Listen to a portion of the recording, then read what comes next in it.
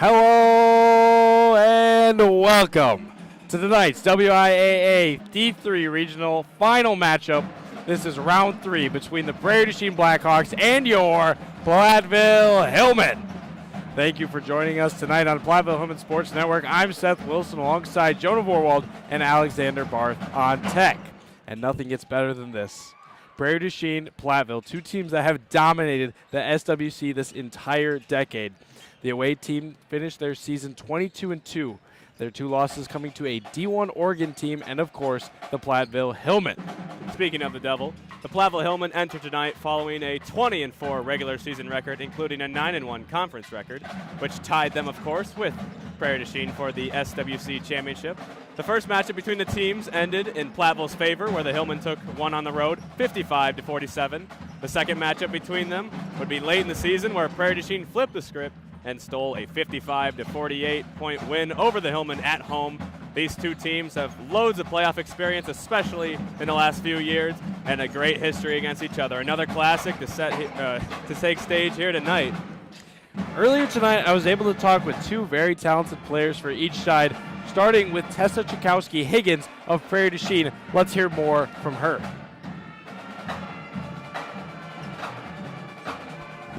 Welcome to the PHSN pregame show. I'm here with Tessa Chakowski-Higgins of Prairie du Chien.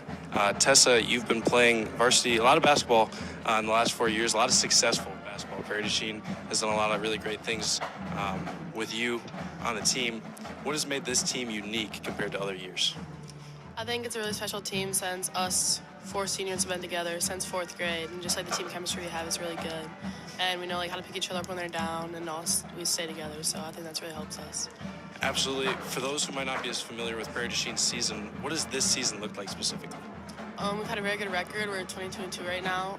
The 2 games we've lost, we definitely could have beat the teams that we played, and we've learned from the mistakes that we had, and we're ready to have a really good tournament around this year. Platteville is very familiar. This is the 3rd time this season. I imagine you've played them many times throughout your career. What do they present tonight? 3rd time around this season. How are you going to beat the Hillmen tonight? I think just knowing, like, we've obviously watched a lot of film and going over our strategies to beat them in, like, certain situations, and knowing what they're going to do, and they're really good at moving the ball, and knowing certain people that have strengths, and we are going to take that away from them. So hopefully we can get the dub tonight. That's perfect. Thank you for joining me tonight. Thank you. Good luck. That was Tessa Chakowski-Higgins of Prairie du Chien. We'll have more from a Platteville player after this on the Platteville Hillmen Sports Network pregame show.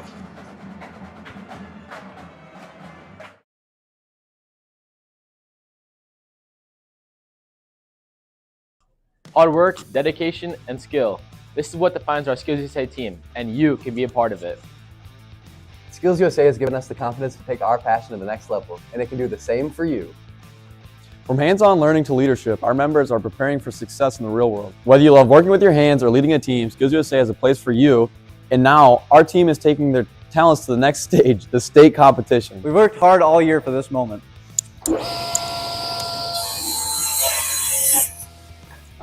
Now it's time to represent our school and show what we can do. We're on our way to state, and you can join us next year. Want to challenge yourself and compete at the highest levels? Join Skills USA today. We have over 100 competitions ranging from nursing and cosmetology to manufacturing and construction. If there's a job, we have a competition for it. Contact me if you're interested.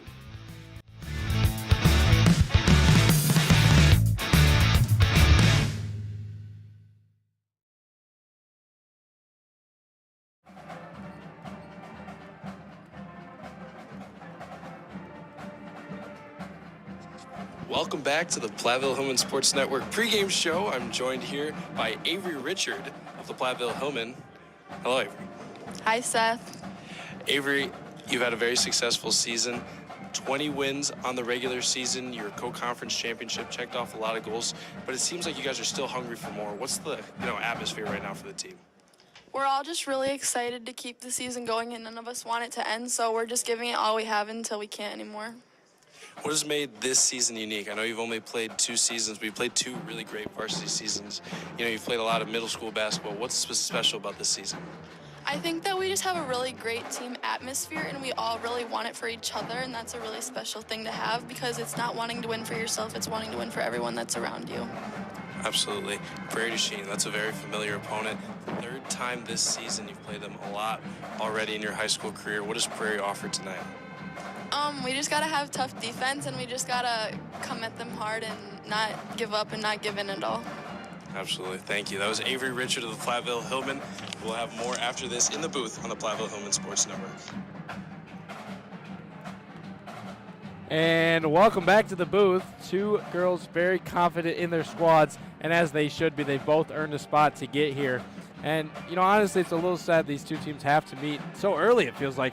I honestly feel like this could be a great state finals matchup, but we'll really never see that, as, they're two local teams who will always square off, early sectional, late regional. That's just how it rolls, how the cookie crumbles. Yep, that is how it usually goes. You live close to them, you have to play them early on, sadly. We are going to we have a little bit of a season recap coming up. Not quite exactly sure on when we're going to play that. Try to time it up with the playing of it when it's here. But, there's no way to say it other than, oh, here we go. We're going to go right now with the season recap. Welcome to the Platteville Girls Basketball Season Recap. The season started out with fire and intensity. The Platteville Girls varsity team came out of the gates red hot, securing back-to-back ranked wins in thrilling buzzer-beater fashion against Barneveld and Mineral Point. These early victories set the tone for a team that was ready to compete at the highest level. With the momentum on their side, the Hillmen powered through the first 7 games, undefeated and hungry. But then came the first true test, a tough loss to Dubuque. It was a wake-up call, a turning point. Instead of folding, Platteville used that loss as fuel. The next 5 games, all victories. The Hillmen were back on track, stronger than ever, and ready for their biggest challenge yet. It was time to face Prairie du Chien, an undefeated team with a rivalry that has defined the past decade. The stakes were high, and Platteville stepped up in a big way. A 10-0 run to start the second half set the tone, and despite a tight finish, the Hillmen pulled off the win, ending Prairie du Chien's perfect record. The win sparked a 10-game winning streak, one that showcased the heart, grit, and determination of this team. But there's 2 non-conference matchups against Cuba City and Stoughton that tested them. 2 tough losses, yes, but in defeat, they grew stronger, knowing these challenges would only prepare them for the bigger battles ahead. Then came the rematch, the final showdown against Prairie du Chien, this time at home. With the Southwest Conference title on the line, Platteville was undefeated in conference play, but Prairie du Chien only had 1 blemish on their record, a loss to the Hillmen earlier that season. It was a battle from start to finish. Platteville fought until the very end, mounting a comeback in the final minutes, but in a heartbreaking finish, Prairie du Chien came out on top, securing a share of the SWC title for the 2nd straight year. But the season wasn't over. The Hillman team were back in action, and they had their sights set on a regional championship. A dominant victory over Broadhead in the regional semifinals saw the Hillman shooting lights out, setting up one of the most anticipated matchups of the season, a 3rd showdown against Prairie du Chien. For the 3rd time this season, it's the Hillmen and the Blackhawks. The rivalry, the stakes, the history. The loser goes home. For nearly a decade, either Platteville or Prairie du Chien has stood atop the SWC. These 2 teams have been dead even for years. Tonight, in a battle for the ages, one team will advance to the sectional round, and one team will see their season come to an end. This isn't a game. It's a rivalry. It's history. And tonight, it's winner take all. Platteville versus Prairie du Chien. One last time.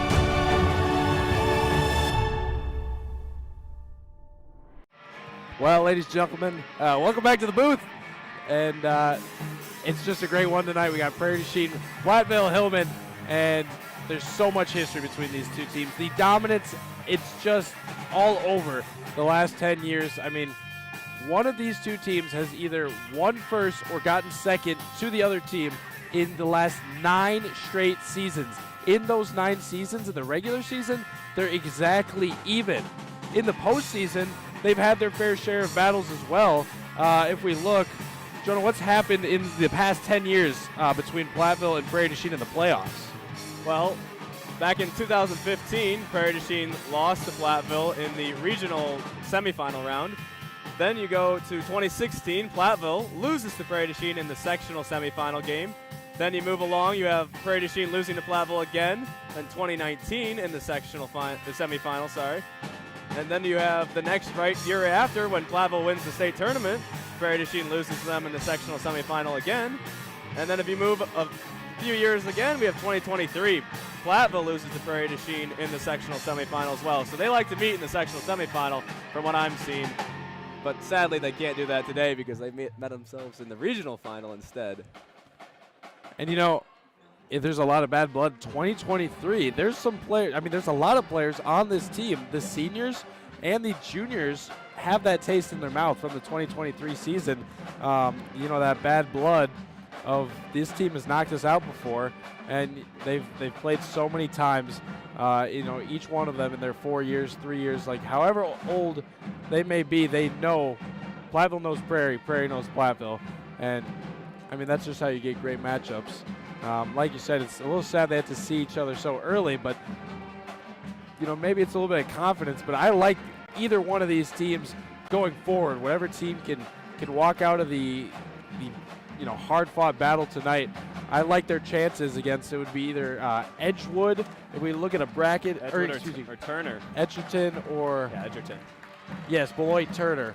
So whoever wins this matchup will face them. We'll try to get you a score update from Edgerton, and you know I just like either of these teams against those, and then you know you just got to play game by game, obviously. So no surprise, all 4 of the top 4 seeds made it to the regional final game on the 2 sides of the sectional, second half sectional, which Edgerton, Turner, Prairie du Chien, and Platteville, the 2 and 3 being Prairie du Chien and Platteville here tonight, and we have the 1 and 4 Edgerton and Turner on the other side. So no upsets really occurring in those regional semifinal games, which is how it should be. You should have the best teams playing against each other. absolutely. We're going to kick it over to the sideline, or excuse me, the court, where we have our national anthem, starting lineups, and more.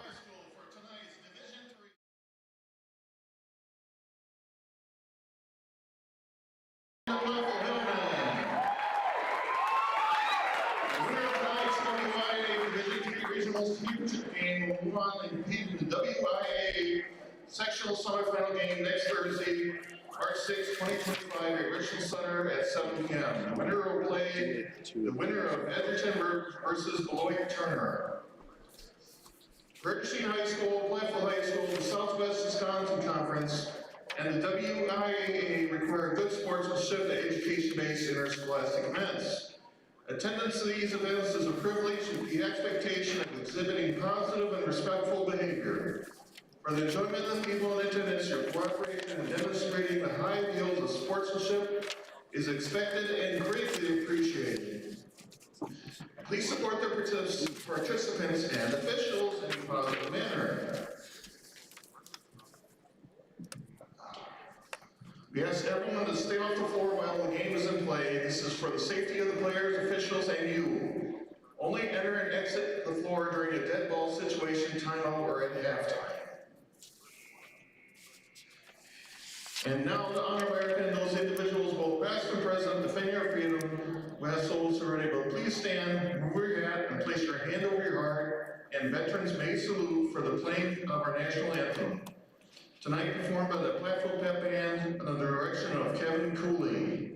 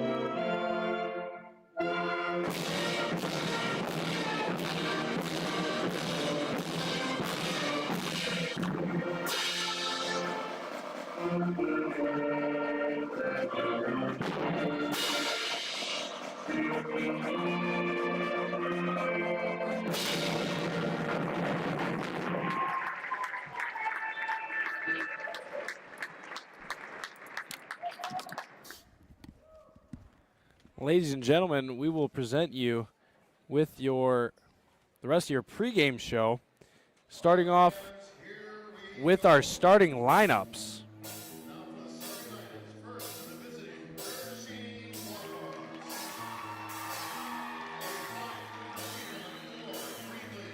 They will start number 4, Greenlee Cron, a senior sitting at 5'4". Tessa Chakowski-Higgins, a 5'10 senior, averaging 11.1 points per game. Tana Radloff, number 14, a point guard, 5'10 senior. Number 30, a forward, Rita Achenbach, a 6'2 senior. And number 32, a forward, for Prairie du Chien, a sophomore, Carly Kramer, 5'10". And now for your Hillman starting lineups. Of course, number 10, the guard, Addie McNeil, 5'9 senior.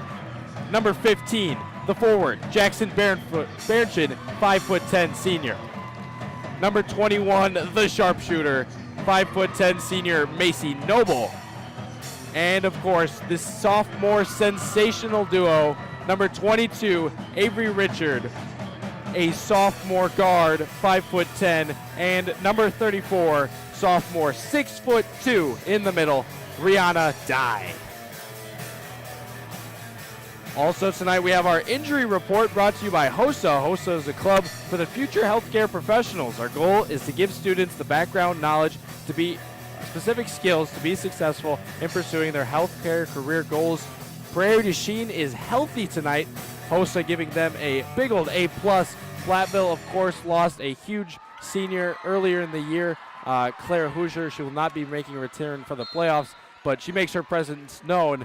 An excellent voice from the bench. All right, let's go. Tip-off goes to Prairie du Chien, and this game is underway. We also have the colors of the game brought to you by Color Guard and Marching Band. Prairie du Chien will be wearing all maroon with a white detailing, darker maroon, as that ball is thrown out of bounds. So Hillman get the first stop of the night and will get possession. Platteville is in all white with a cardinal red detailing. You see the Platteville there defense staying in their stapled man defense. You'll see them in mostly, or essentially all of that all night. Now the Platteville Hillman bring the ball down. Avery Richard commanding the floor. Drives right, has a lane, finds a way to the hoop, and misses long. Rihanna Dye with the rebound, kicks it back out. Now out to Avery, ball on the outside. Gets it down low to Addie McNeil, who punches it back out to Jackson Barenchin. Over to Macy. Noble finds Addie McNeil back on the top, and back to Avery Richard, who will command the floor as a minute has almost gone by in this game, and there has been no scoring. Avery finds Rihanna inside. It's tipped off Rihanna, and it stays as the Hillman ball. Looked like it might have gone off of her hand, but it will be the Hillman ball, so therefore the Prairie du Chien player must have tipped it last. You know, it's interesting. In both the games they played against each other, the team that had a somewhat commanding lead as a little post move, Rihanna Dye won't go. Prairie du Chien will slow it down, restart. The team that got to the commanding lead early ended up slipping and giving it up to the other team. And in the first matchup, obviously, Prairie slipped up, gave it back to Platteville. Platteville won it. In the second matchup, Platteville won it. Ball stolen away by Avery Richard. 2-on-2 with the numbers. Will stop on the left side rail. Floats pass over to McNeil from the corner. 3. No good. And Prairie du Chien is a great student section tonight. Kind of embarrassing if you see that top left corner. Usually Prairie doesn't stand on that side, but they've taken over the left corner. As Prairie du Chien crosses half court, Chakowski-Higgins will get it on the logo. Attempting to assert dominance before the game even begins, the fans are. Yes, and our student section, you look at our top right, we only make up about 2 rows. So I don't know where everybody's at tonight. But that doesn't matter because the Hillmen have brought their own energy with another steal, and we're about to go scoreless for the first 2 minutes. Ball is fumbled around, but it'll be last touched by Prairie du Chien, so we'll stay here. The triple team coming early on Rihanna. Prairie's main goal, as you can tell with their small size, is obviously to get the ball out of Rihanna's hands. Don't let her even have a chance to go to work down there. You know, an excellent strategy. Rihanna Dye, one of the more dominant players for the Hillman all season, averaging about 15.7 points per game. Berenchin fumbles it down low, throws it away, and I mean, to be honest, both these teams feel nervous. Yes. Lots of turnovers. Some miscommunication there, definitely some nerves, feeling the game out. I'm sure, though, they'll find a groove, both teams will, and we'll have a decently scoring game at some point. Now Prairie bringing the ball up. That is number 10, Tessa Krajika Higgins. Or how did you say it earlier? Tessa Chakowski-Higgins. Chakowski-Higgins, sorry about that. I clarified with the lady herself. And the ball rolls in and out for number 14, Tana Radcliffe. Back to the Hillman here. And that shot makes me feel like the basketball gods just want this one to be scoreless. Yes. That was in and out. The Hillman do find it down to Rihanna Dye down low, and she will get fouled going up. She'll go to the line for 2. Rihanna is a 76% free throw shooter. Very good for the Hillman. One of the better shooters on the team, especially with her high volume of shots. As she's very physical down low, will break the drought. And the first score of the night goes to the Platteville Hillman 1-0, 15-24 into the ball game. And a playoff atmosphere this is. Yes, the Prairie Senior Student Section creating some normal distractions that you would see in a game like this. Now back to the Blackhawks, who have a wide open break essentially, even off the free throw. They get it down low to number 30. And great hustle by the Hillman. That was Rita Achenbach down there, but they are unable to convert on any sort of break they had. And great hustle to get down to the court. The rotation was there. You know, part of fast breaks when you are losing in the numbers, you just have to create time. You know, those 3-on-2, 2-on-1 drills, they don't always represent perfectly how fast your teammates are coming down. And so that's why you have to do the best to stall. Yes. Get the defense to come down behind you. We did see Rihanna Dye come out of the game real fast. Soraya Stone checking in for her. The Blackhawks now with a wide open floater that is rimming out. Back to them, though, on the rebound. Number 32. Carly Kramer has on the left side. Now a layup for number 4. That is Greenlee Kahn. And we have a tied ball game, 2-2. And a little curious on the Rihanna Dye pull early. Playing the only player to score so far for the Hillman, and they're going to need her to play well tonight. That ball goes off the leg of Macy Noble. So we'll see Prairie du Chien basketball. A full court matchup pressure for Platteville. Picks up the ball at the logo. Cron will grab it extended, give it back to Chakowski-Higgins, and she'll restart the offense. Hand off to Cron. Stops, drives with the right hand, floats it up. There's a late call. Yes. Jackson Berenchin gets the block down low. Definitely waiting to see if the ball went in there. And Greenlee Cron will get the opportunity to shoot 2. In the first 2 matchups, Rihanna Dye, she scored 14 in the win against Prairie du Chien and 10 in the loss against Prairie du Chien. Not her most dominating numbers, to be honest. I mean, you see some 23s near 22s, some really good streaks. 10 points was actually one of the lower marks she had until, that was one of the lowest mark since Lancaster at the very beginning of the season. Cron is a 67.7% free throw shooter there, but she does only make the first one. The second one rims out. And now the Hillman have another chance on the other end with Maggie Grabant on the right side. Gives it to Rihanna. Over to Avery on the left side, looking to command. Has a little bit of leeway. Finds herself in some trouble, driving around in circles. Finds it over to Soraya Stone on the right side.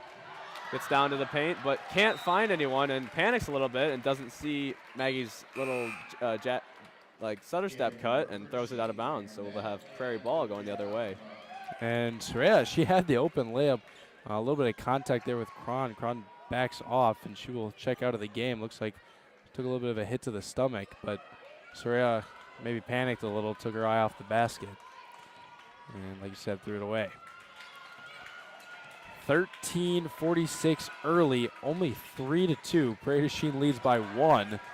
And this could be an interesting barn burner.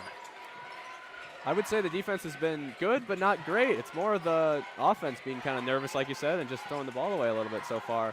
We haven't seen anyone really get into a pattern and actually find some success. But Prairie is showing some ball movement here as they find an open three on the outside.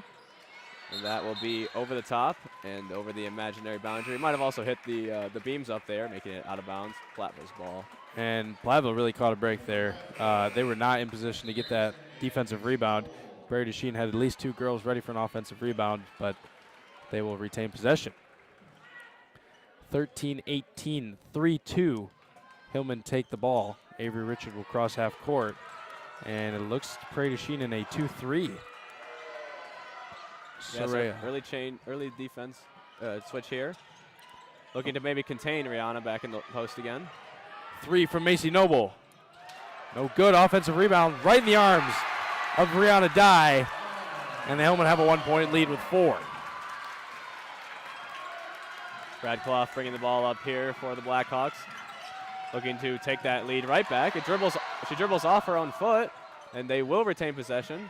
But on a diving play out of bounds, they throw it away to the Hillmen, and Jackson Barrington with some hustle gets it back inbounds for them as well. So now the Hillmen have a break on the other way. So much just happened. Yes. I believe that would have been a kick violation and out of bounds on Jackson Barrington. So maybe it feels like it cancels out in the basketball world. Yes. A miss there by Macy Noble, and we'll go back to the Blackhawks. 12-18 to play in the game. They're cruising through this half. Hardly any fouls are out of bounds. True. The difference maker really for Prairie du Chien in that second matchup in the second half was the three-point shot. They put up a lot of threes in the first half and really couldn't catch their rhythm. The Hillmen, in games they've struggled, they've just not been able to shoot the ball. Macy Noble with 3 missed threes early. They're going to need her to get a few triples if they want to walk out of here successfully. Bit of an off-balance shot there. I'd like to look to see her getting her feet set before she's shooting, and she can knock some of those down, and I'm sure we'll see it later in this game. But on the other end, Prairie now looking to get something going. Hockenbach corner extended, defended by Dye, drives, gets a little bit of double team from Noble, floats it over the top, tipped away, and that'll land in the lap of Terry Temperley wearing the shark cap. We got to interview him last night. I believe that's Coach Temperley's father. Yes, and he said he was going to bring back the lucky shark hat as long as they won. And I hope that hat ends up in the Kohl Center. No, it's Green Bay for girls state championship, the Green Bay Arena. The Blackhawks now with the ball on top.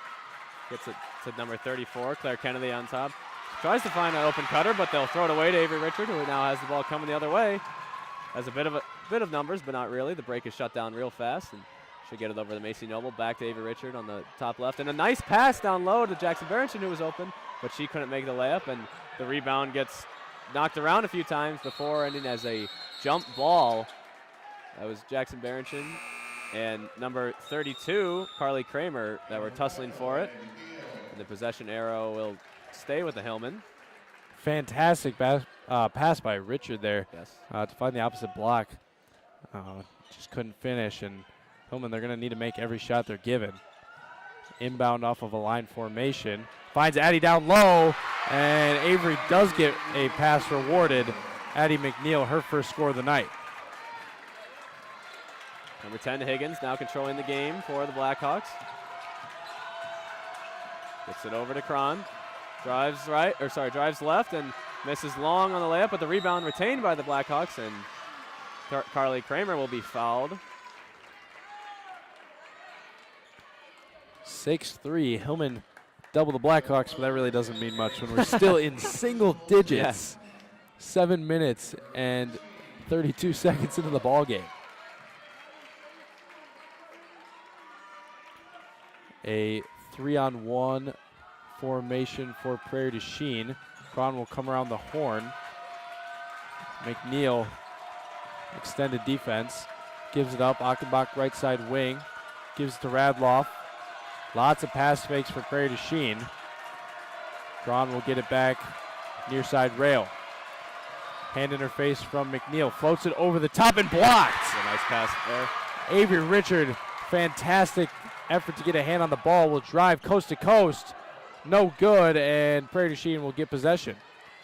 And a little bit of a physical match early, but we've seen relatively low fouls, just 4 total. That's what you got to expect in a playoff game like this, especially a regional final after a couple games have been played. Refs are very hesitant to call fouls, especially, or as they will say, let the players play, and the coach is coach, I guess. Jackson Berenchin able to get a steal, leads to an Eddie McNeil 3. No good. And that physicality playing early. Lots of turnovers for both sides. Radloff stops, mid-range jumper, no good. Who will that be last touched by? It'll be Platteville. So Prairie du Chien will get it out of bounds underneath a blob, baseline out of bounds play, as Coach Templey would say. There's like a bit of a rush shot there early in the, well, there's no shot clock, but early in the possession. Almost step back mid-range.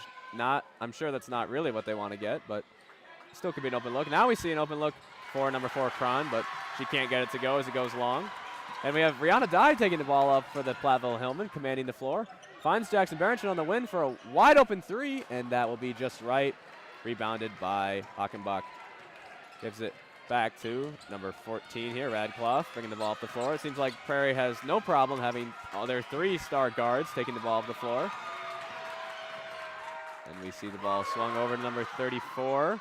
That is, Claire Kennedy, who will also miss a 3 long. We've seen a lot of right, left, and long here. Not many short shots so far. Not that there's any real analysis there, just that that's what I've noticed. Coach Temperley calls a 30-second timeout, so we'll shoot it up to the booth. Hillman leads 6-3, and I mean, this is as low scoring as it gets.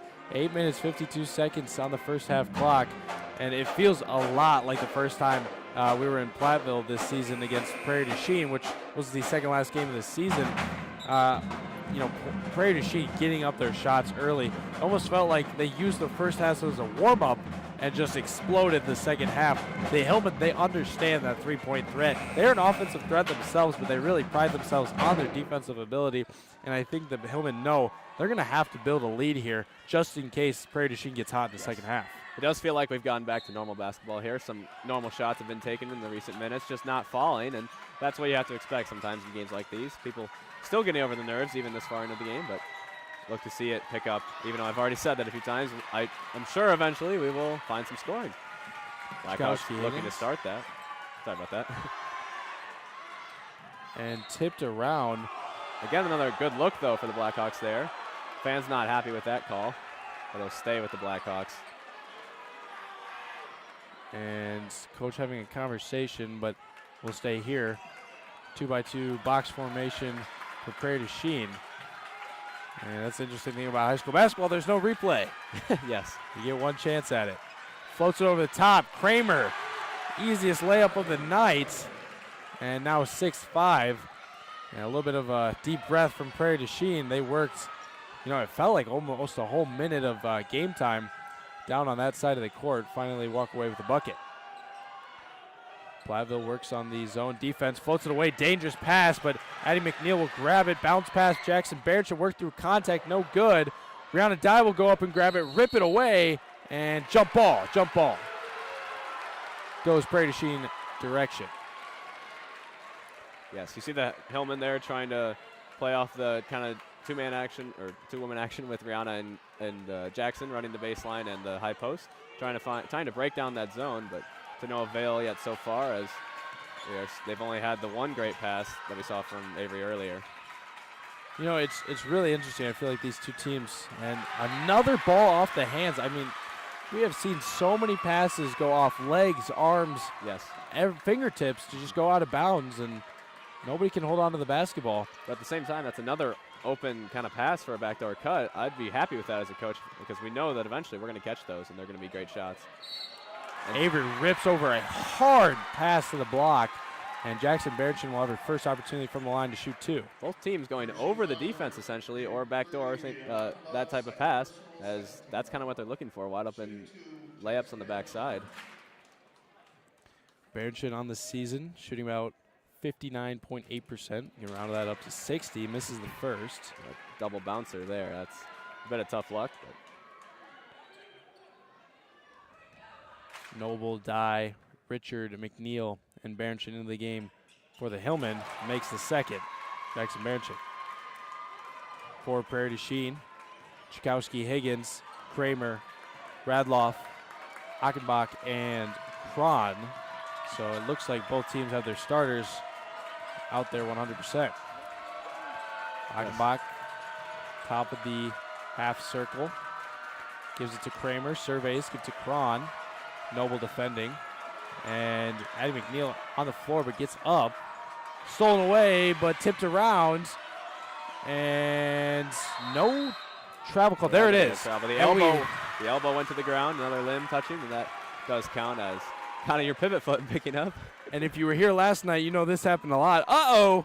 The team was just called traveling. Now is a good time to shout out the PHS International Club. This is a student-run organization that welcomes all students and extends a special invitation to the exchange students who have traveled the distance to join our community. It's a social club that plans fun activities for students looking to learn about new cultures and make new friends. And every single travel will be brought to you by International Club. Hopefully there won't be too many, though, in this game. We had 3 last night. Yes. It just kept coming, and that was a fun one. Richard, top, gives it to the corner. Berenchin, good pass fake, and before throwing it away, she'll get the foul called on the floor, so Hillman will take it out underneath. That'll be... Only 3 fouls for both teams, neither one even close to foul trouble, as like you mentioned earlier, it's a physical game, and we're not really calling many of them.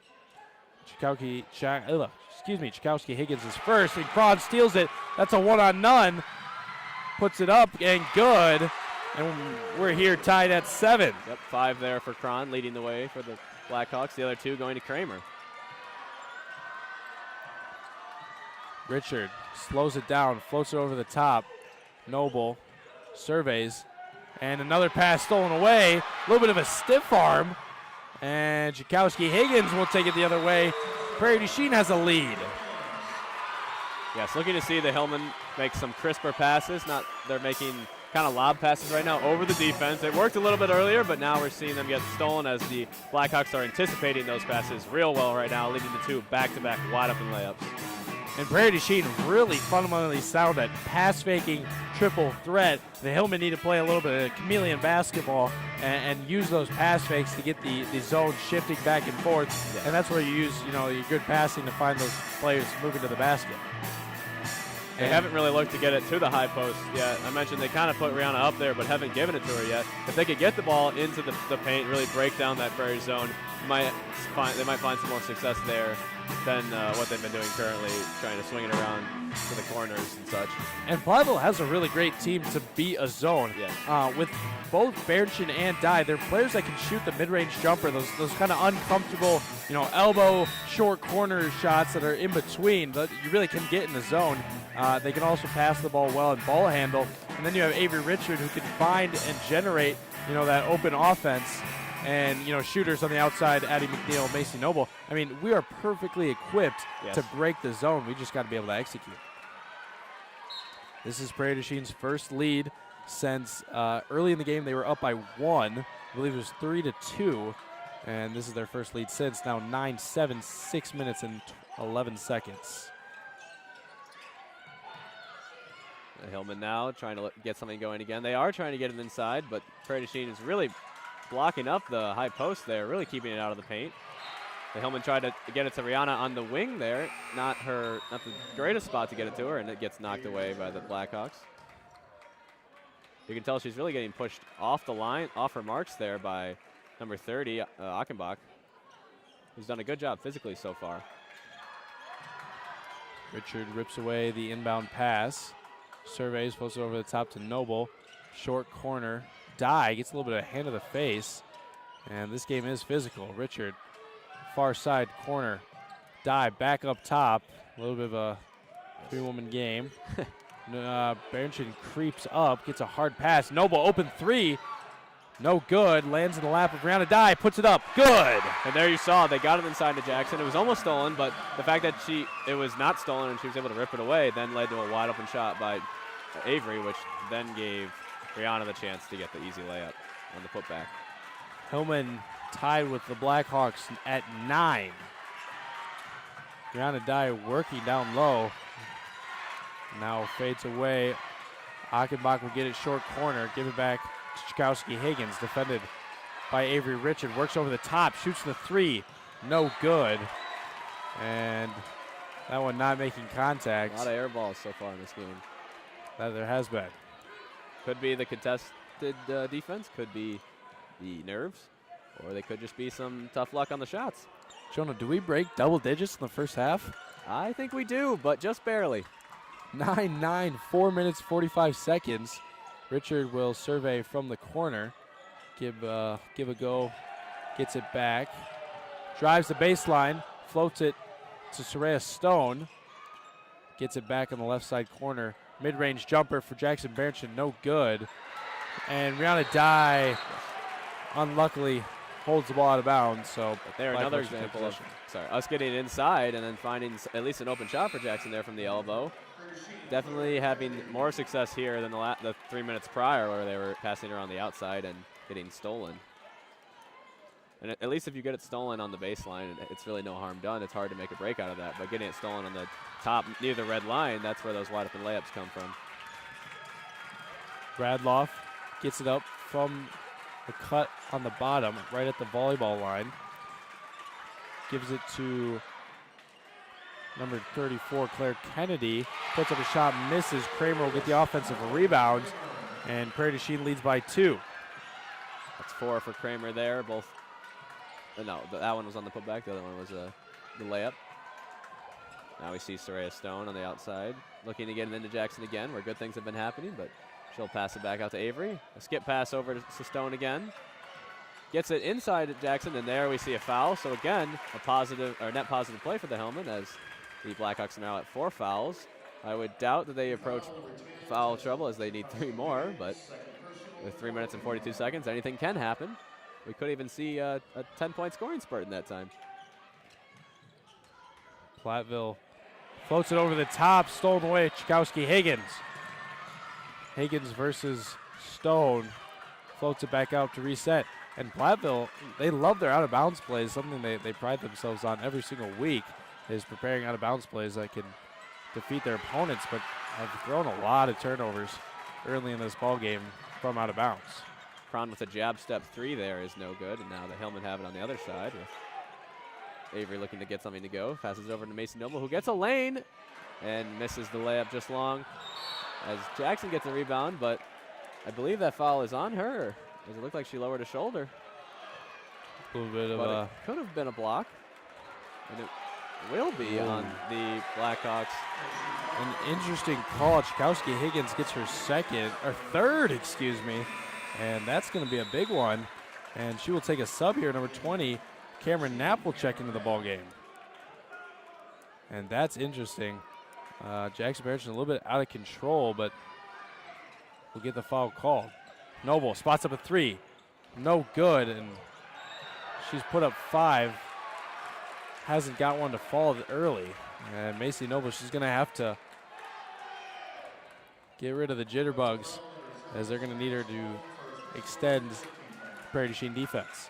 Now it's interesting to see, with the low scoring we've already had, how much more does the Higgins foul trouble really hurt Prairie du Chien, as she's got 3 of their 5 total. And this is one of their 3-star players. We did see a steal there by the Hillmen, who will now take it the other way. Avery surveying the floor on the left side, stops the break. Short corner for Stone, puts it up, no good.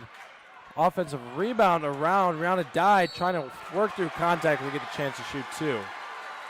And I mean, layups, layups. These Hillman ladies, they got to put in the easy shots. They've been presented too many open ones that just haven't gone down.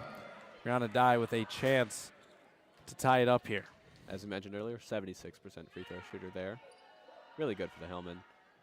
And that first one will roll in and out, hitting many points at the rim. A little toilet bowl action, but it will not find its way down.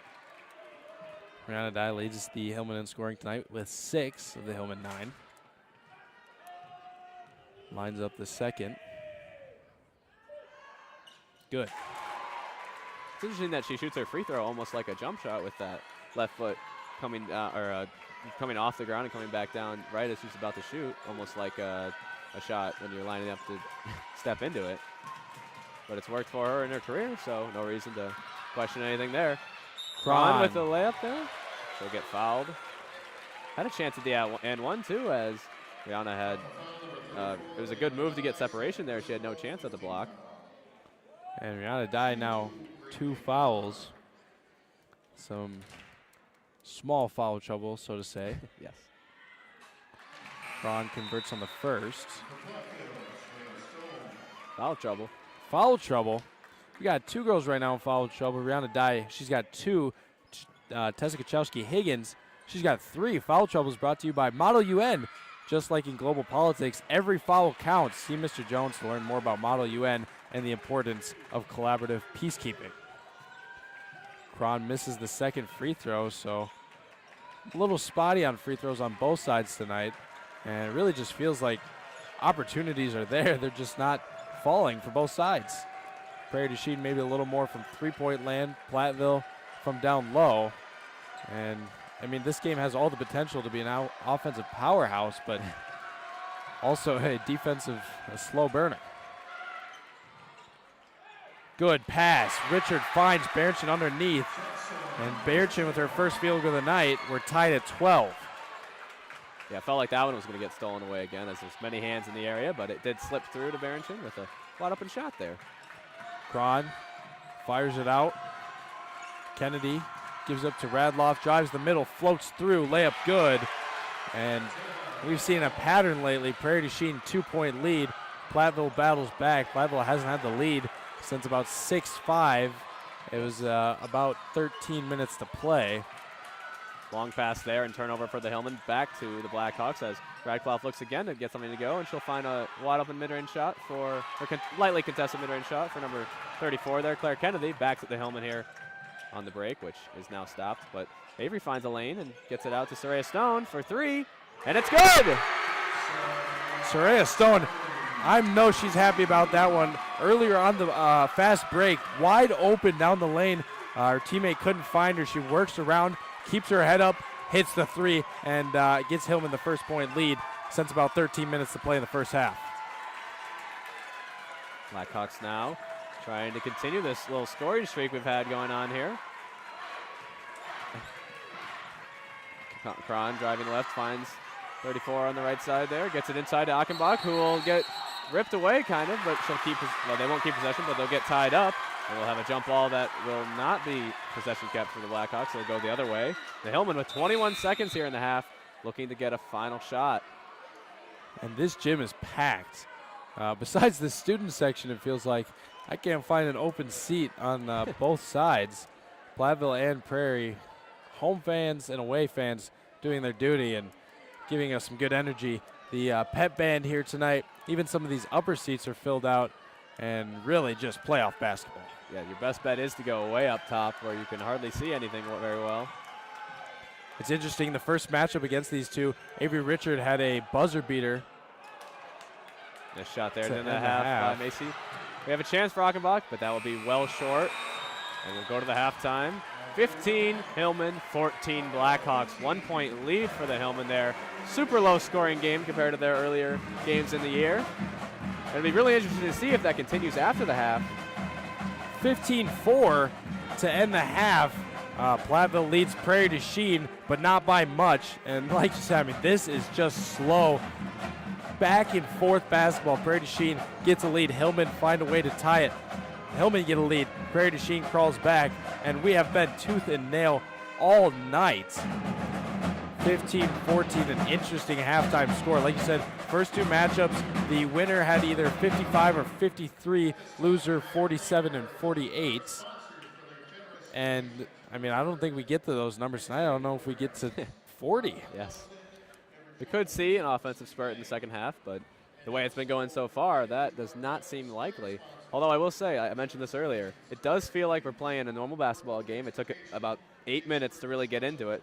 But those last few minutes especially, where they were scoring quite a bit, it felt like they were normal shots, normal passes. There's a couple turnovers, which is completely normal to see, and there was a decent amount of scoring. But even the scoring where it didn't happen, it felt like the shots were normal. I don't want to keep saying normal, but they were the shots that you would expect, but they just weren't falling. As we've seen many air balls more than normal. We've seen many shots that are not even close, really, and we have also seen a ton of shots that are really close that we'll be looking to see if those will find their way in, especially for Macy Noble, who I believe didn't make any threes in her 5 or 6 attempts in the first half. Looking to flip the script on that one completely and reverse her scoring drought. From the Blackhawks side, I can point out some stats here. Cron with 6 points leads the way. Then you have an array of layup scorers, essentially. But starting with Kramer, though, with 4. Then you have Radloff with 2 and Higgins with 2 as well. And that brings them up to their 14-point total. For Platteville, our math time stat report brought to you by the PHS Math Department. When it comes to exponential growth, the mathematics supporters have you covered. Rihanna leads the way with 7, Jackson 3, Addie 2, and Soraya 3.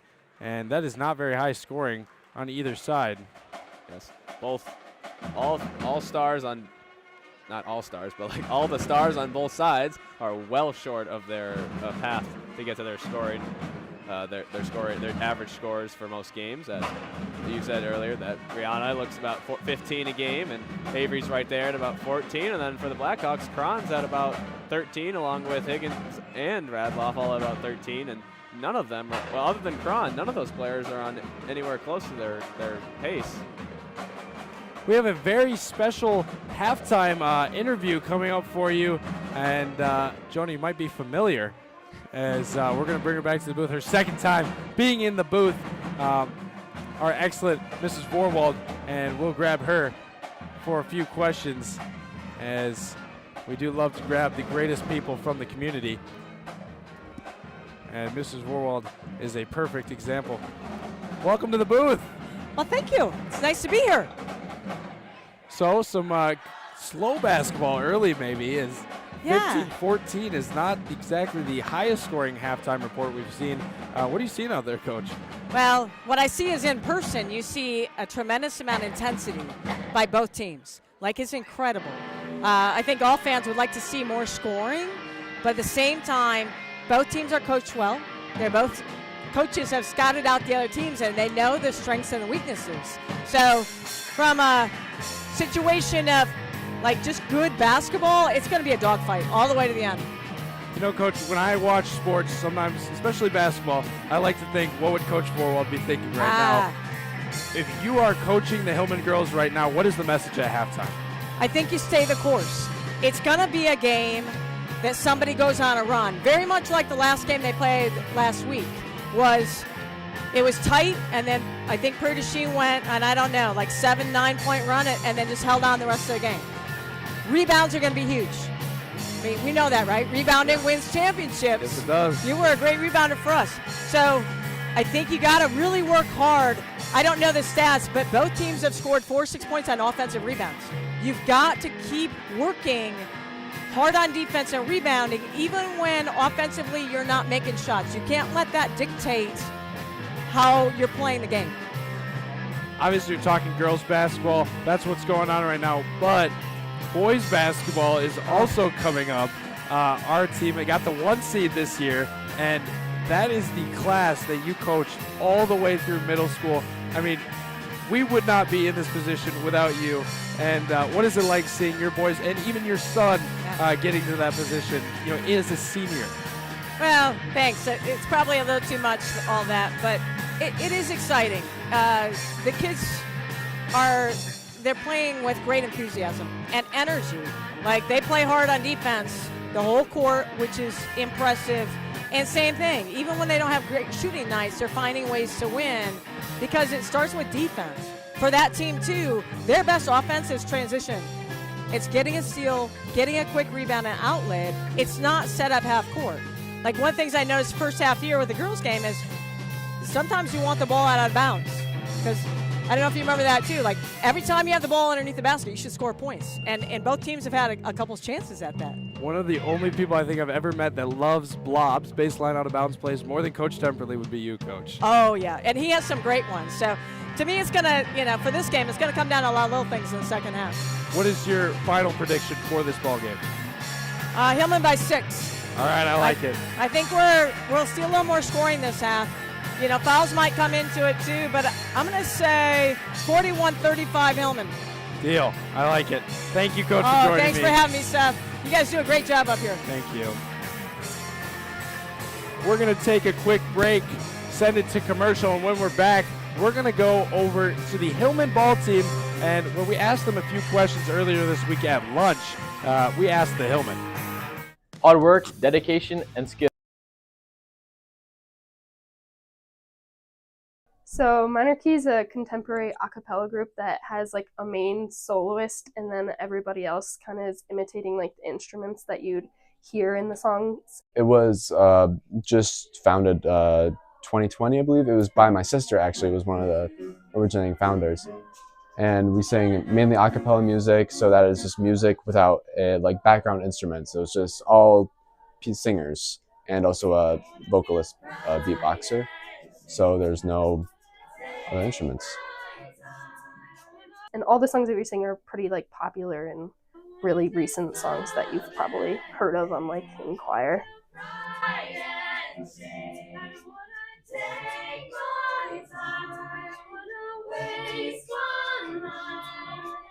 I feel like there's a lot of energy inside of it, and it's something really fun to do, and it's a good way to just have fun.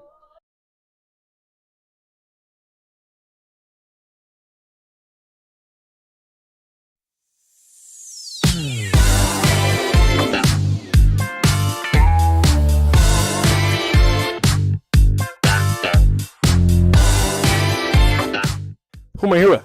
Jackson Berenson, Claire Hoosier, Addie McNeil, Avery Richard, Quinn Temperley, Layla, Anna Pennekamp, Michaela, Mia, Maya, Lexi, Maggie, Maggie, who on the team is most likely to forget their away jersey?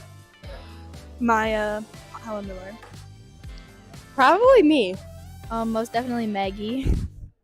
Maggie Grabant. Maggie. Maggie. Maggie Grubbin. Maggie Grubbin. Probably Maggie or Quinn. Soraya. Maggie, I have some bad news for you. Your entire team said Maggie is most likely to forget their jersey. Do you have any reasoning for that? Because I have. Fair enough. What are your comments to your team? They're right. Yeah. Honesty is important. Yes.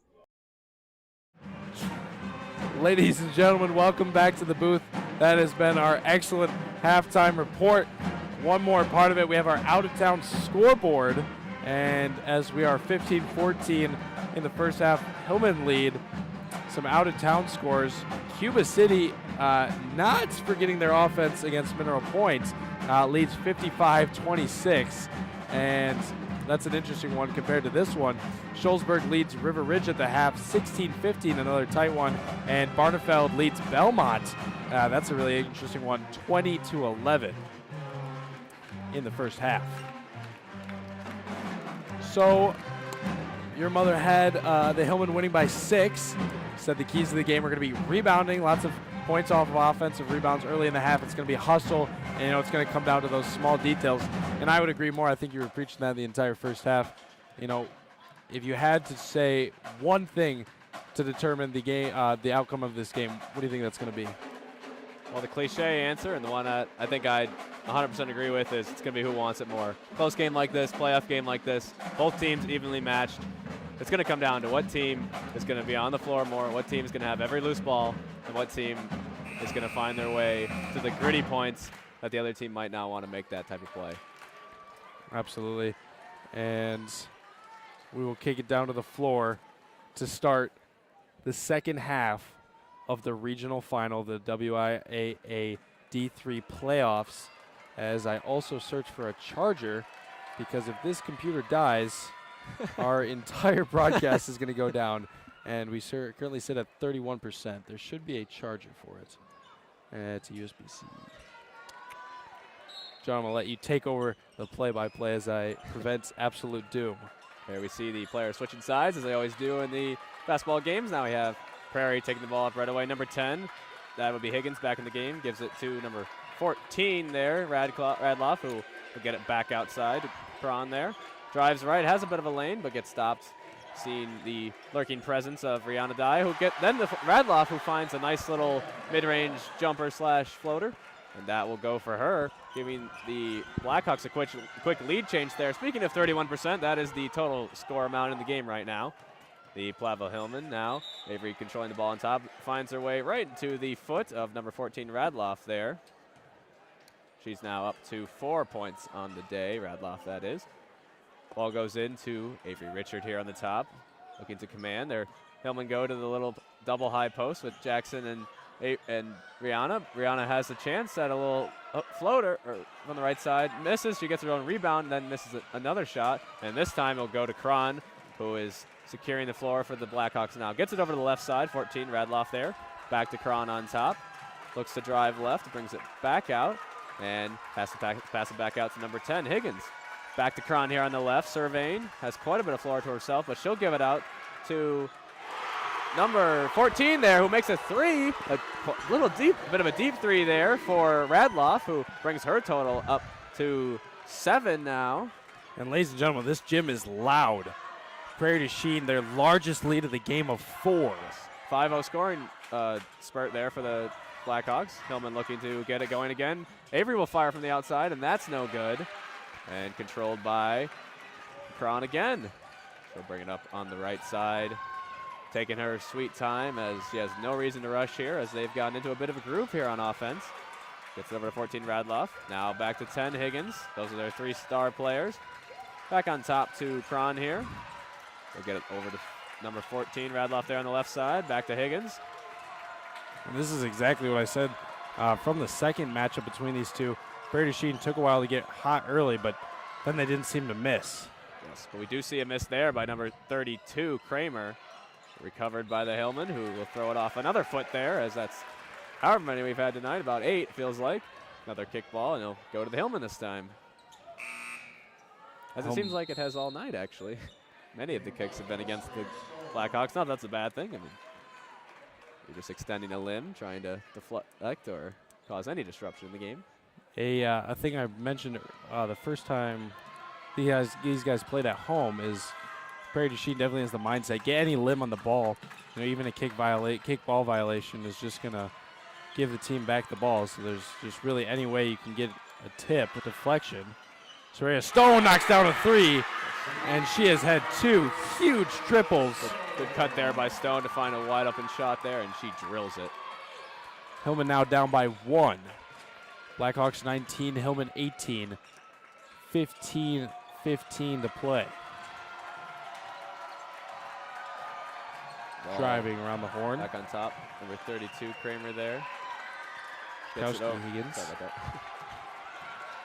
Cron drives inside, gets tripped up a little bit, no foul called, and she will launch it up off the backboard, no rim, and Jackson will get the rebound before getting fouled by number 30, Achenbach. And that's her 3rd foul. You can say she's in foul trouble. That's brought to you by Model UN. Just like in global politics, every foul counts. See Mr. Jones to learn more about Model UN and the importance of collaborative peacekeeping. Stone gets it on the right side wing, off a foot, and that ball ricocheted around. It's going to be interesting. Achenbach with 3, Chikowski Higgins with 3, and the Hillman, they're going to go right at them. They're going to try to get them in trouble. 2 more each. Get them out of the game.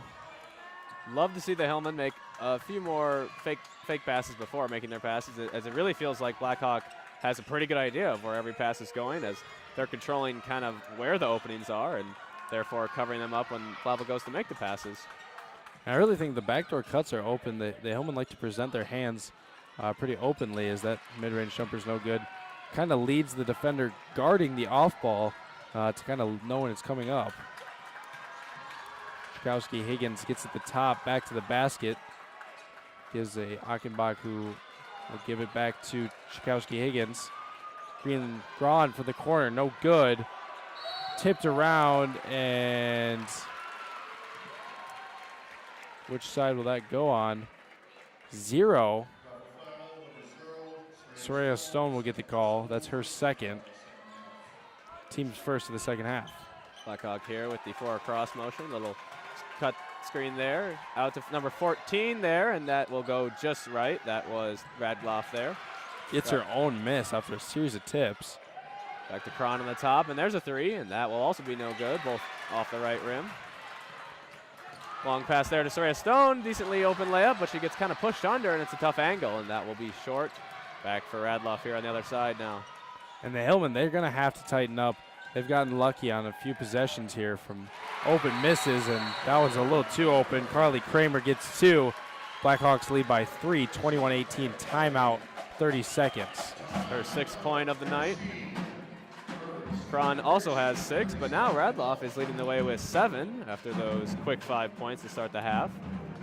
So Prairie is looking kind of more like their normal self with their few star players taking over. Aside from Higgins, though, who has not found really a way here. She averages 11, and she hasn't really found much success. The early foul trouble you kind of mentioned, and just kind of a lack of taking many shots. We don't track field goals, but I'm sure she hasn't taken very many. But part of that, like I said, is she's not really on the floor. But she only has 2. Chikowski Higgins, I believe, coming off a first-team all-conference campaign in 2023. But don't quote me on that. I will ensure that I check.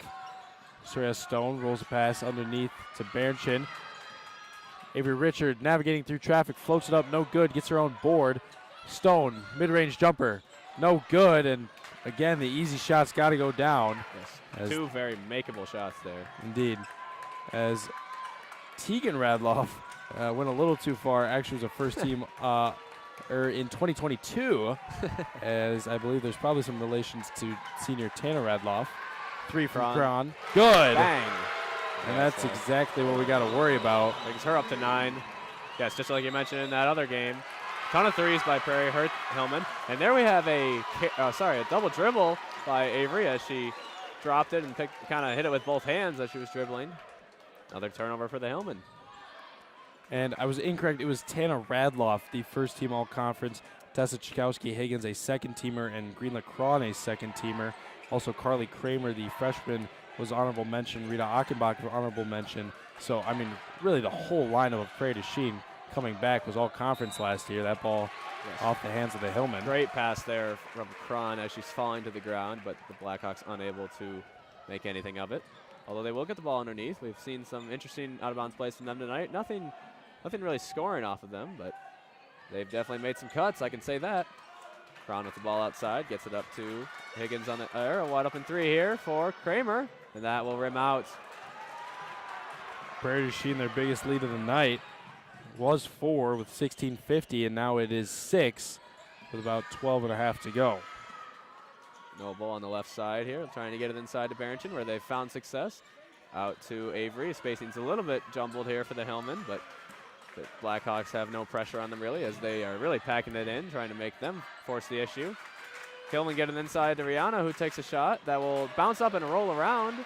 That was from about 14 feet. That will be no good, but then almost a steal from Avery. And instead, we have Radloff going the other way. Finds Cron on the open wing.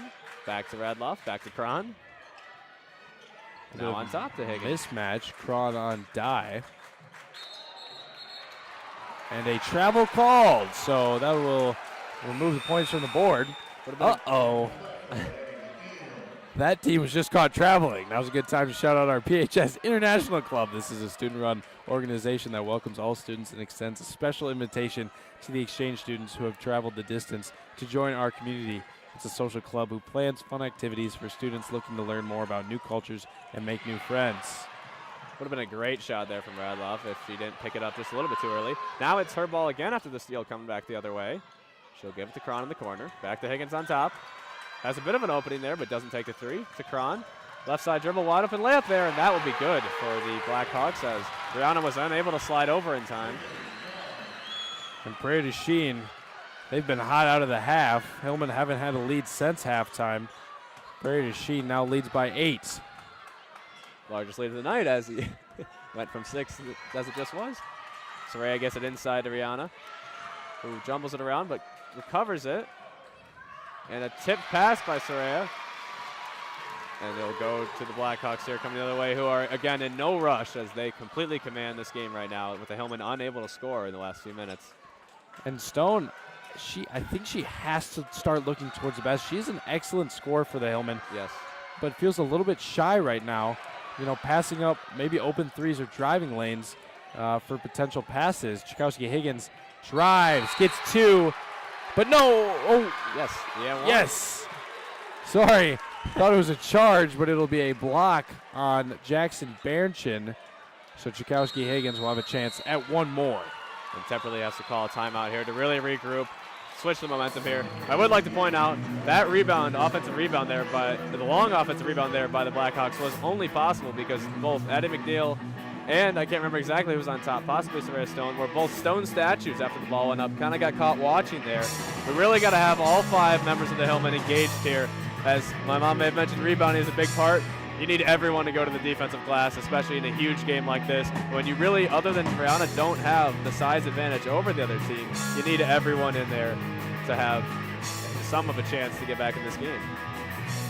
And the Hillman, they really haven't woken up since the second half. Halftime has been tough for them. Prairie du Chien kind of looks back to normal. Scoring is that it was 14 at half, yes. So they've already doubled, yes. And they got 10:34 to play. So Prairie du Chien is, back in a roll. And shout out the pep band as always. Forgot to say whether performed live whether sang or performed, national anthem was best performed live, and it was absolutely nailed earlier in the pregame by the Platteville Hillman Pep Band. During the interview, I had to step out there, and while I will say they are very loud, but it was pretty good showcasing. I felt like I was almost at a concert from the distance I was watching the mat. Chakowski-Higgins converts, and is that her first score of the night? No, she's now up to, what is that? Not 8 points there with that 3-point play. She had a 2 earlier in this half, and now that 3-point play, which I mistakenly gave to Radcliffe, so I would like to backtrack there. She actually only has 5 on the night. Sorry about that. 1-2 in the first half, and then that and 1 there, bringing it up to 5. And that 3 big from Jackson Bernchin. Something to get the Hillman rolling, and is now back under double digits, 29-31, exactly 10 minutes and counting. 10 minutes to come back 8 points, definitely doable, but shots need to go in just like that one. Higgins here with the ball on the top, surveying over the top to Cron in the corner. Hillman bring a fake double team, then back off. Skip pass over to Higgins on the left side again, and she'll dribble it all the way back up to the left side before getting it to Cron again, who takes a step back 3, and it's good. Great shot there from Cron. Jackson got caught kind of on the run, was turned around, and Cron made her pay. Remarkable body control to step back and sink it. Greenlee Cron, just like the last time these two teams faced, getting hot in the second half. Jackson looking to answer again, but that one is no good, and they'll go back to the Blackhawks. 11-point lead, the largest of the night. 9 minutes, 5 seconds and counting, 32-21. And Hillman need to do a lot to keep their playoff chances alive. Keep their season alive. Defensive end here, I feel like they need to apply more pressure to the Blackhawks here. Really getting whatever they want right now as they find a nice pass down to Achenbach for a decently open layup there, and that'll bring her total up to, that'll be her first points of the night, actually. Now up to 13, the lead is. Hillman looking to break down this zone that the Blackhawks have stayed in after pretty much a 3-minute mark, it felt like, in the first half. No sign of changing anytime soon, unless the Hillman can shoot their way out of it.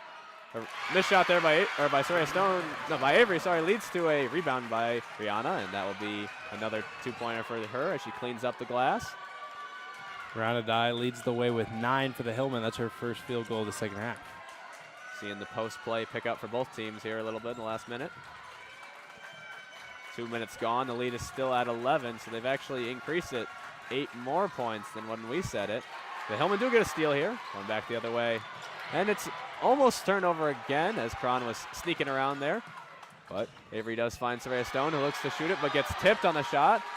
And it's hard to see there, but the Blackhawks come away with it. Long skip pass there to Cron on the way far corner, and she gets trapped on there. Looks like she may have traveled, but they will instead call a foul first.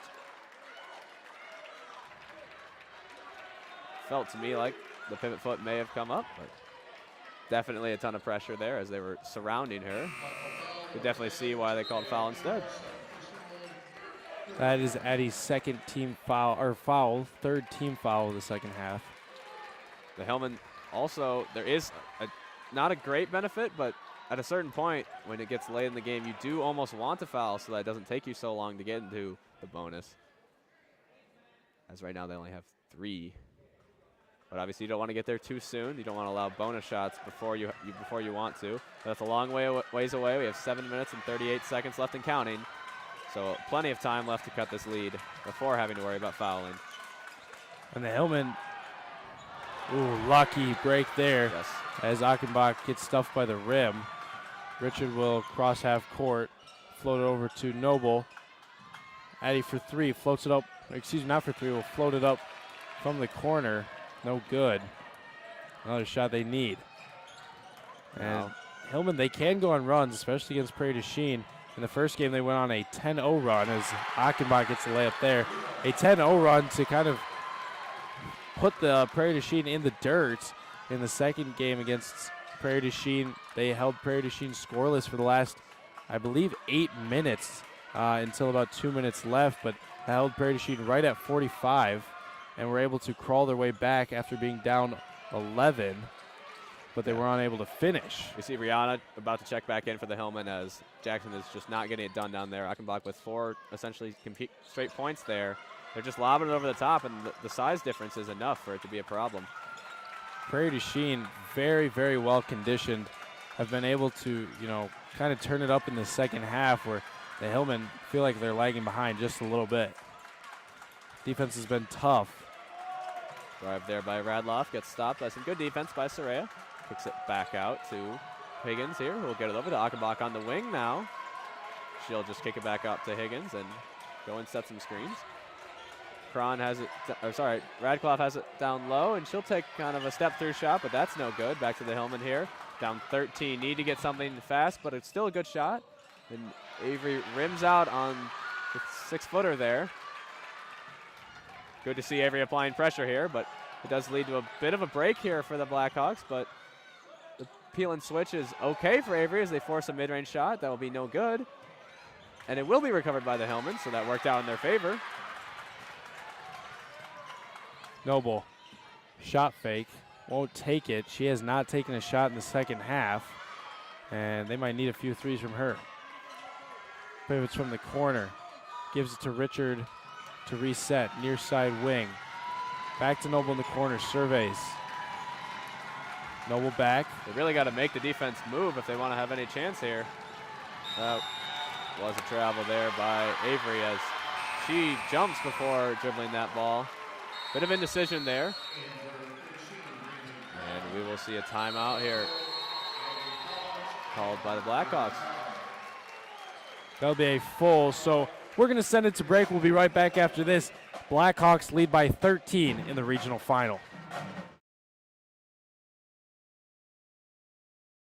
Mountain City Bank is your local community bank and dedicated partner for all your financial needs. Come see how we can make banking easier and more personalized for you with our wide array of products and services. Stop by any of our locations in Platteville, Belmont, Cuba City, Mineral Point, and Mount Horeb, or call us at 888-622-6069. Mountain City Bank is proud to be here for you, member FDIC.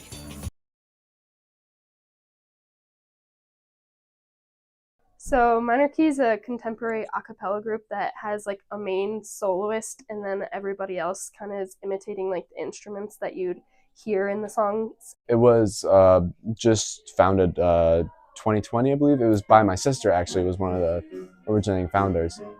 And we sang.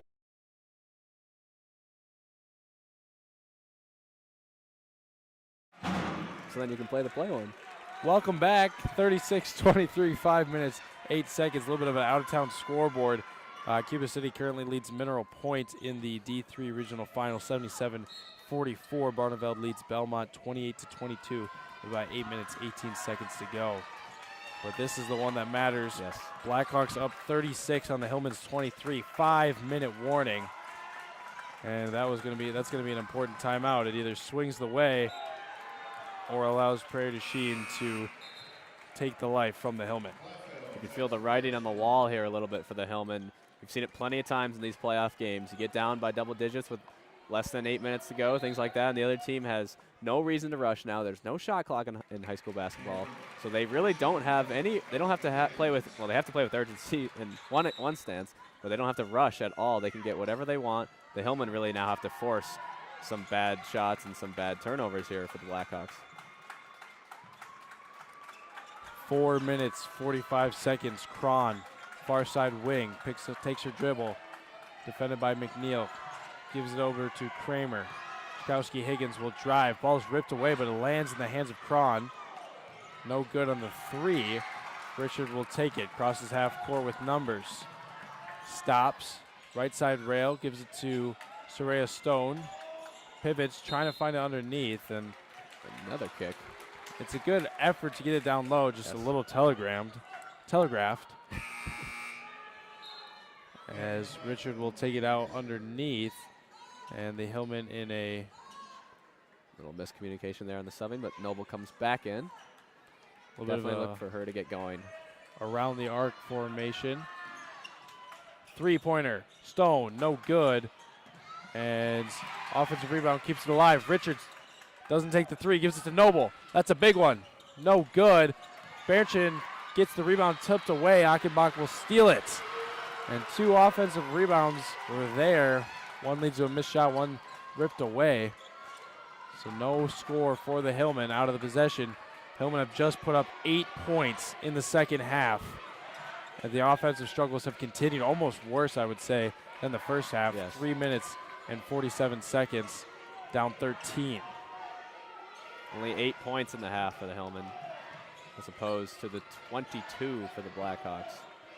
Right side rail, Radloff, ball overhead. Drives, just kidding. Gives it to Chikowski Higgins, right side wing. Drives from the middle, gives it to Radloff, and Prairie du Chien taking their time. Platteville really needs to force them away from the pass, back onto the top. They need to almost force them to dribble inside. And we have a timeout here as they were getting close to the 5-second call there. Blackhawks take another one. They have 1 or 2 remaining. I don't know if it's been updated yet. 36-23, 13 points in 3 minutes and 15 seconds. Very tall task, but we have seen it before.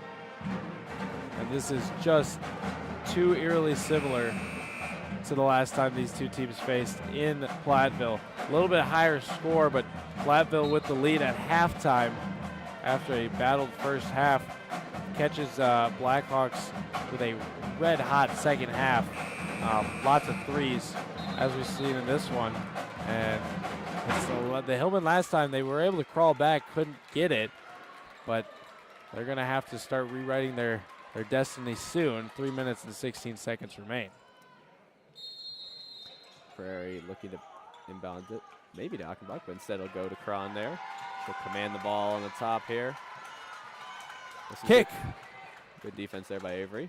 Won't be called. No, unfortunately, they didn't think that was intentional. Gets it down low to Kramer. Gets it back out to Higgins, who fake drives. Gets it to Radloff for a wide open three. No one around, and that one will be no good. So, and then it goes through the legs of Dye on a rebound, and that will be another layup there for the Blackhawks. 15-point lead is the greatest of the ball game. Too many opportunities on that possession. I mean, a great circus play to end it, but there was just too many times where the Hillman had a chance to rebound and couldn't get it done. Noble moving to the rim, no good on the layup. Another one they got to have. 2:20 and counting. Not a lot of time for Platteville to get this one back. down by 15, 2-10. Kron drives the middle, gives it to Achenbach. Puts up the layup, no good, but gets fouled, so we'll have a chance at 2 more. And the Prairie side, energetic. Platteville, they're quiet as the end does come near. Achenbach, a 70% free throw shooter. Their whole team is very good in that regard. All in the upper, well, most of they're good players, at least the players that play a lot are in the high 60s to 70s. You see her make the first one there. She'll drain the second one as well. Achenbach now with 8 points in the game. Hillman have to score, and they have to score now. They can't take a lot of patient shots. They're going to need some threes as Prairie du Chien, their zone has been unstoppable in the second half. Brianna Dye gets the offensive rebound and score. Off the top of the backboard there for Avery leads to a pretty decent layup chance there for Avery. You'll take him in any way you can get him. Sorry, for Rihanna Dye made the layup. 15-point lead for Prairie du Chien, 1 minute 46 seconds. And the defense, it's going to have to be turned to full match as the Hillman crowd feels like they're losing it a little bit. Yes. Look to see some traps here from the Hillman here as Semperly called a timeout there, possibly to draw something up. As they need the ball back fast, and if they don't get the ball, they need to get Prairie to go fast on the other end. Even if they get decent looks, you just need them to put them up, and hopefully they don't go in, because that's really your only chance at this point is for Prairie to take really quick shots for you to get turnovers. The winner of this game will play number 1 or number 4 seed. That's either Edgerton or Beloit Turner, 2 teams that belong in the Rock Valley Conference, a little bit of Rock Valley SWC in the regional final. Radloff trims straight through the press, but that one might be, no, it will be last touched by Platteville. So that'll stay here. Some good pressure, but Prairie du Chien able to keep composure. Nobody guarding Higgins here, and she's wide open to get it in. She now crosses half court. Avery goes for a steal, leads to a decent chance there. Over to Kron, who again has no reason to rush, and she'll get fouled by Berenchin there, as the Hillmen are in a do-or-die situation now. Looking to turn this into a foul game and hope that Prairie du Chien stays not true to their numbers, as like I just mentioned, they're pretty good from the line. Hopefully, or at least the Hillmen hope that that doesn't happen and that they can get many opportunities to score. And as tall of a task this is, I still not ruling out any possibility. Layla Schuler and Grabant in for the Hillmen, known for their tough defense, and maybe can grab some fouls if needed, but Prairie du Chien doing a great job getting some time off the clock and holding possession as Richard hustles to the ball and gets a foul. Again, offensive struggles has been the theme all night. 15-14 was your halftime score. Platteville has just scored 10 since then. Prairie du Chien, however, exploded in the second half, knocking down plenty of triples and making their shots. Ball stolen away by Richard. She drives, right-handed layup, no good, and a block called, so Avery will go to the line to shoot 2. Interesting to see for Temperley to put Jackson and Dye back in there for Maggie and Lena Schuler, as you'd think they're going offense-defense, but it wasn't a free throw opportunity, so instead it was just defense to defense. And now they are going to go back in, which is what makes more sense, as like you mentioned, they're in there for the defense. And believe it or not, I believe this is Avery Richards' first score of the night on that free throw. It is hard to believe. But a massive contributor to maybe where the Hillmen are at right now. She does make both. Blackhawks now bringing it back down. Flava looking to speed them up like I mentioned, and now they're just looking to foul. And they are able to do that successfully before Achenbach had a wide open shot there, if that would have been a no call. She'll go to the line. Like we mentioned earlier, 70% shooter. Similar to Rihanna. That's pretty good for someone of her height. And we do see Chien and Dye come back into the game. So now it does appear the offense-defense strategy applies. First free throw good of the bonus. She'll have a chance at another.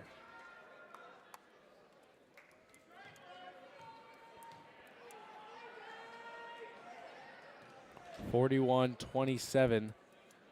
14-point lead for Prairie du Chien. Makes the second 15. Richard on the move. Under 50 seconds, crosses half court. Drives, puts up a shot, no good. Achenbach flips it away, it's stolen. Maybe see a three or no. Stone will drive, and that'll go through the legs. Chikowski-Higgins will take it away and take the easy layup on the other end. And that feels like the nail in the coffin. Yes, definitely. You see Jackson there diving out with all her effort and unable to come up with anything. As again, she tries to jump out of bounds to save it on Avery Richards. Missed there, and with 19 seconds left, it appears that all hope has been diminished. And the Platteville Hillmen have played an excellent season all season long. 20-4 in the regular season. Co-conference champions. Individual and team awards all over. Yes, and there's nothing anyone can do to take those things away from them, but this one will definitely sting, as Prairie is a conference rival. You went 1-1 in the season, and now you're going to go 1-2 on the season, as you'll fall short here. And Prairie du Chien, a no better foe to the Platteville Hillmen. A great group of seniors and a sophomore to start, and the whole team will move on to the sectional semifinal, where they will play either number 1 seed Edgerton, or number 4 seed Beloit Turner. Girls will shake hands. So similar to 2023, Platteville falls to Prairie in the playoffs. Another heartbreaker for the fans here. But there is tomorrow. All the girls, Avery Richard and Brianna Dye especially, that are not seniors, will come back next year, even hungrier than before, and they will look to make this memory feel like it never happened. We will have our post-game thoughts and stat report after a quick break. Don't go anywhere, as we have a little bit of an announcement from Mr. Foley. Don't go anywhere, as we'll rack it up for the Hillman girls season. A final from Platteville, 44-27. Prairie du Chien victorious.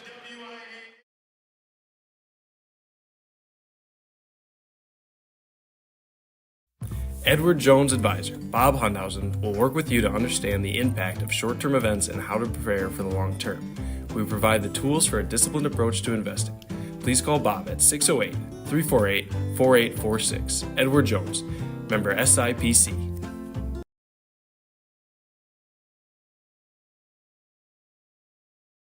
Mountain City Bank is your local community bank and dedicated partner for all your financial needs. Come see how we can make banking easier and more personalized for you with our wide array of products and services. Stop by any of our locations in Platteville, Belmont, Cuba City, Mineral Point, and Mount Horrell, or call us at 888-622-6069. Mountain City Bank is proud to be here for you, member FDIC. Welcome back to the booth. We just finished the regional final from Platteville. The Prairie du Chien Blackhawks 44, Platteville Hillman 27 will end the Platteville Hillman season, and Prairie du Chien will move on to live another day. They will play likely Edgerton, as Edgerton leads Beloit Turner 40-29 with about 3 minutes to play. Some other out-of-town scores: Cuba City 82, Mineral Point 50, and Barneveld Belmont still in progress. Barneveld leading in the late second half. We'll give you our little math report brought to you by the math team.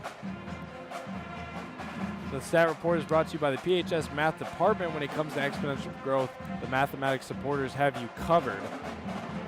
For the Platteville Hillmen, they only have double digits out of one player tonight. Rihanna Dye with 11. Soraya Stone had 6. Jackson Barrett had 6. Avery Richard 2. Addie McNeil had 2.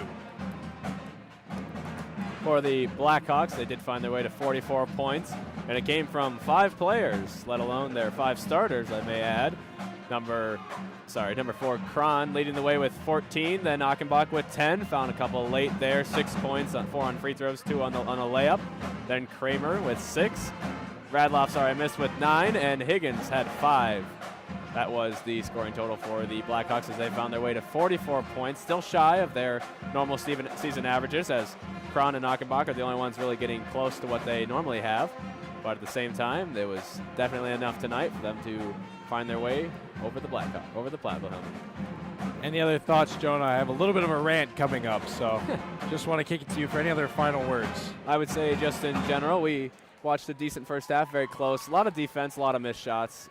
On what felt like good shots, too. They weren't good shots as in they were open and they were decent shots, but they just weren't falling. And that was the theme for the Hillmen all night. Even when they got decent shots, they really weren't going in. As, like you mentioned, everyone was below their scoring averages. They only had the 27 points. So it really comes down to offense. But then on the defensive end, they really had a bit of breakdown there, letting many wide open layups down the stretch, which can sometimes be expected, as in desperation, teams turn to desperate times, and desperate times lead to desperate plays and acts, and you go for turnovers and things that you wouldn't normally do. So the defense definitely felt a little bit more lackluster, but at the same time, hats off to the Blackhawks for making a lot of shots in the second half. You mentioned that earlier game in the year, the second half they caught fire, but we saw it here again tonight, as we've been mentioning over and over.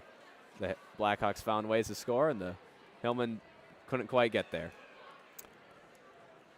I know that the Platteville Lady Hillmen are all in the locker room right now, so there's no way any of them are watching as they just finished their game. And most of their parents are probably here tonight. So speaking to them, if they see this in the future, I just want to say on behalf of the community of Platteville, these Platteville players, really specifically the seniors, have been absolutely inspiring all season long. These Platteville girls have done a lot of things in these 4 years. Obviously the record shows it, the conference championships show it, the individual achievements show it, but really the inspiration that they have caused to future generations of girls basketball players. A really tight group of seniors that all have each other's backs and all have our school's backs. A lot of really high role models on this basketball team, and good luck to the future girls. This is my last game covering a girls varsity Platteville basketball game, so I wish you the best of luck. But on behalf of the community of Platteville and the broadcasting club, I want to say thank you to the seniors and everything you've done, for our program, for our school, and I hope the future can treat you well. Also, I feel very welcome by this team. Those of you who might not know, I've also talked about it probably 400 times.